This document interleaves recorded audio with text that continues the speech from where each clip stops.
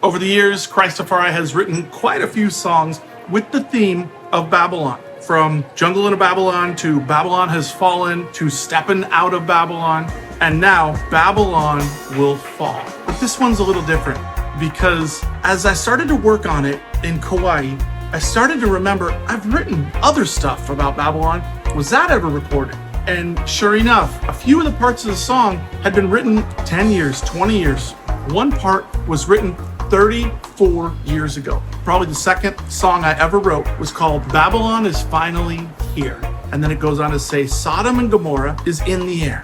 Now, I was born right after the sexual revolution. I've seen the world kind of, as some would say, go to hell in a handbag. But let's face it, as the years progress, things are getting worse, worse, worse, and worse. And what used to be wrong now is like, oh, that's okay by most. And now this over here is like, I don't know about that, but in a few years, this is going to be accepted. Where are we going? Where are we headed? We're moving towards a system called Babylon. She is in the Bible called a prostitute. Revelation 18 says, fallen, fallen is Babylon the Great. According to Revelation 17, the Bible says that with her, the kings of the earth committed adultery, and the inhabitants of the earth were intoxicated with the wine of her adulteries.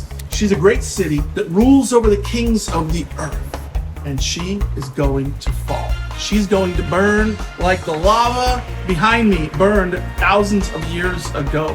When I was a teenager, I did everything that I could to run towards the Babylon system. I tried everything that the world had to offer. I tasted all the sin. I explored and experienced, and I am not proud of my past.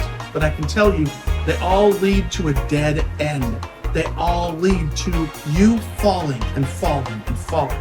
And ultimately, Babylon is going to fall as well. Thank God, years later, I've been set free from that. And my goal now is to set as many people free as possible. And that's why I've written Babylon Will Fall, because my goal is to wake people up, to shake them up, and to start a bit of a resistance against this Babylon system. You see, when I was a kid, I used to listen to punk music, so bands like the Sex Pistols or Black Flag or the Dead Kennedys. I do not agree with what they have to say right now, but they were the rebels of society. They were fighting and pushing against the morals that were being brought into civilization by the church. They were pushing, rebelling. Well, years later, they've had their way. That's no longer punk. It's no longer rebellious to be for those things. It's actually the accepted norm. Right now, the real rebels, the real revolutionaries, the real punk rockers are the ones who say, you know what?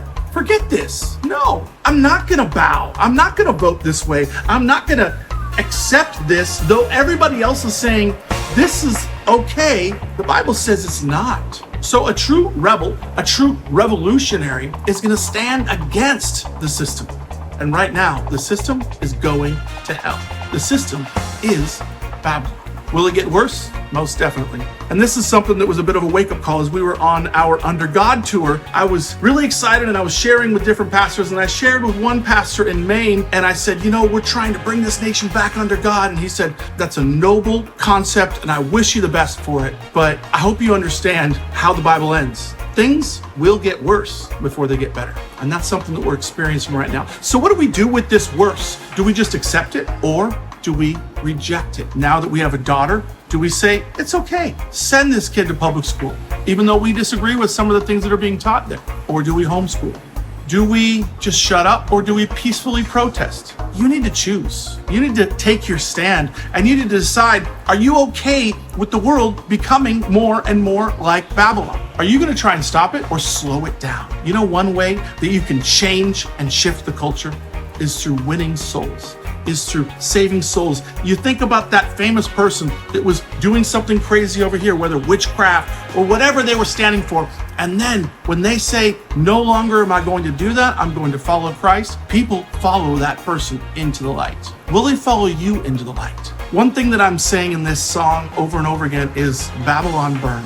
Now, I'm not saying we should get Molotov cocktails and go looting and start fires everywhere. No, but we should burn down those ideas, burn down those concepts, end those strongholds. We should fight against them because we do not wage war. We do not wrestle against flesh and blood, but against spiritual principalities in high and low places. And for the enemy, I say, you're going down. Babylon will fall. Revelation 18:4 says, "Then I heard another voice from heaven say, 'Come out of her, my people, so that you will not share in her sins, so that you will not receive any of her plagues.'" Will you come out of Babylon? Will you flee Sodom and Gomorrah and not look back? That's what this song is about.